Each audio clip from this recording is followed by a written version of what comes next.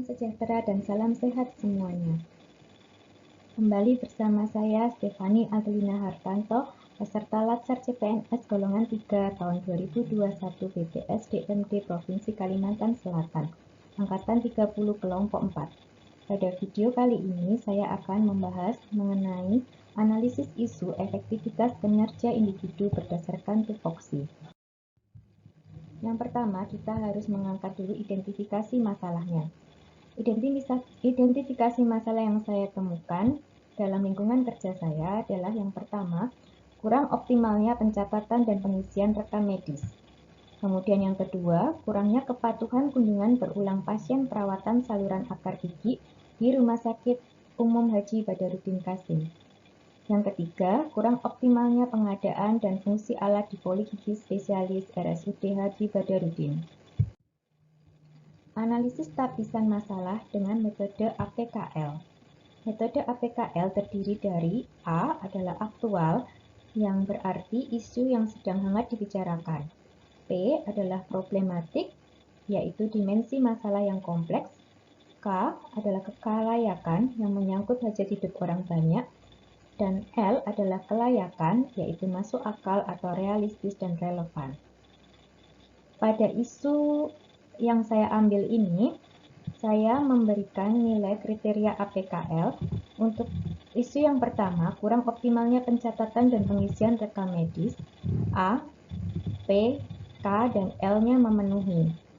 Kemudian yang kedua, kurangnya kepatuhan kunjungan berulang pasien perawatan saluran akar gigi di Rumah Sakit Umum Haji Badarudin. A, P, K, L juga memenuhi. Kemudian yang ketiga, kurang optimalnya pengadaan dan fungsi alat di Poligigi Spesialis RSUD Haji Badarudin. Dari A, P, dan K memenuhi, tetapi secara L, yaitu kelayakan, tidak memenuhi karena masalah pengadaan barang di luar tanggung jawab dan kewenangan saya sebagai dokter gigi spesialis. Kemudian selanjutnya kita lakukan analisis tapisan masalah dengan metode USG. USG sendiri terdiri dari U yang berarti urgensi, berarti mendesak dan harus ditindaklanjuti. Kemudian S adalah seriousness, serius yang mengakibatkan serius dengan akibat yang ditimbulkan. Kemudian G, growth, yaitu seberapa besar memburuknya apabila tidak ditangani dengan segera. Pada isu kali ini, yang pertama, untuk kurang optimalnya pencatatan dan pengisian rekam medis. Untuk urgensi, saya beri angka 3. Untuk seriousness adalah 3, dan untuk growth adalah 2, sehingga totalnya 8.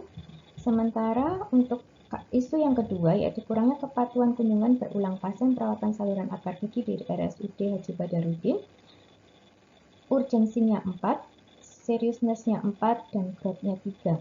Sehingga secara ranking akan diperoleh bahwa isu yang kedua, yaitu kurangnya kepatuhan kunjungan berulang pasien perawatan saluran akar gigi di RSUD Haji Badarudin Qasim, akan diangkat sebagai isu dalam analisis kali ini.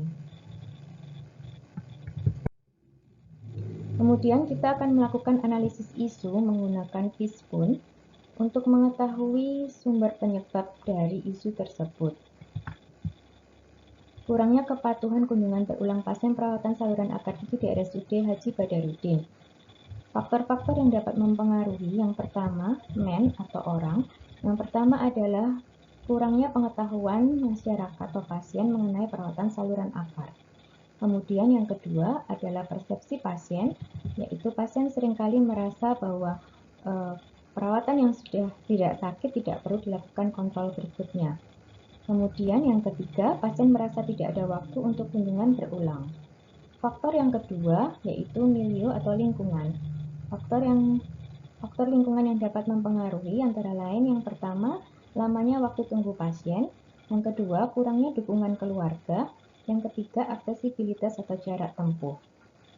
Kemudian, faktor yang berikutnya adalah metode atau cara, yaitu kurangnya media edukasi tentang perawatan saluran akar. Atau media yang kedua adalah media edukasi yang kurang menarik. Kemudian faktor yang keempat adalah dana. Faktor yang mempengaruhi adalah biaya yang dibutuhkan Kemudian yang kedua adalah kondisi sosial ekonomi pasien.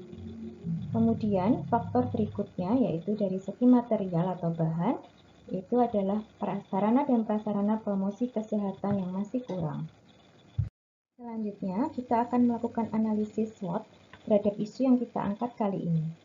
Yang dimaksud analisis SWOT adalah strength atau kekuatan dan weakness atau kelemahan yang berasal dari faktor internal. Kemudian, opportunities atau peluang dan threat atau ancaman yang berasal dari faktor eksternal. Pada isu yang kita angkat kali ini, faktor strength yang kita miliki antara lain pelayanan petugas kesehatan di RSUD Haji Badarudin yang profesional dan ramah. Kemudian yang kedua adalah RSUD Haji Badarudin merupakan rumah sakit umum daerah yang melayani perawatan untuk pasien yang memiliki jaminan kesehatan atau BPJS, sehingga biaya perawatan dapat ditanggung. Sedangkan weakness yang dimiliki adalah sarana dan prasarana edukasi yang kurang memadai dan kurang upgrade. Kemudian yang kedua adalah terbatasnya ketersediaan peralatan untuk perawatan saluran akar gigi, sehingga membuat kunjungan berulang yang dibutuhkan menjadi lebih banyak.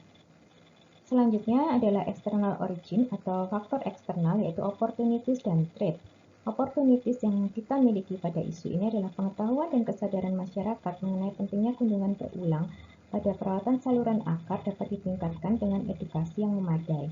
Sementara threat atau ancamannya adalah perawatan saluran akar yang tidak selesai dapat menimbulkan terjadinya reinfeksi atau infeksi berulang. Setelah melakukan analisis SWOT, kita akan mencoba menemukan alternatif pemecahan isu. Pada isu kali ini, SO strategi yang kita miliki atau Strength Opportunity strategi yang kita miliki adalah meningkatkan kualitas pelayanan petugas kesehatan di Rumah Sakit Umum Haji Badarudin, khususnya di Poligigi Spesialis, dalam memberikan edukasi tentang prosedur perawatan saluran akar dan pentingnya kunjungan berulang pada perawatan saluran akar. Sementara WO strategi yang kita miliki adalah memfasilitasi sarana dan prasarana promosi kesehatan tentang perawatan saluran akar gigi beserta prosedurnya. Kemudian, ST yang kita miliki atau strength trait strategi yang kita miliki adalah meningkatkan kualitas pelayanan petugas kesehatan di RSUD Haji Badarudin, khususnya di Poligigi Spesialis, dalam memberikan edukasi tentang akibat perawatan saluran akar gigi yang tidak selesai, dan juga tentang pembiayaan perawatan. Kemudian, WT strategi yang kita miliki adalah memfasilitasi sarana dan prasarana edukasi yang menarik, sehingga pasien dapat memahami perawatan saluran akar atau perawatan saluran akar yang tidak selesai, akibat dari perawatan saluran akar yang tidak selesai. Demikian kira-kira presentasi yang dapat saya sampaikan. Kurang lebihnya saya mohon maaf dan terima kasih.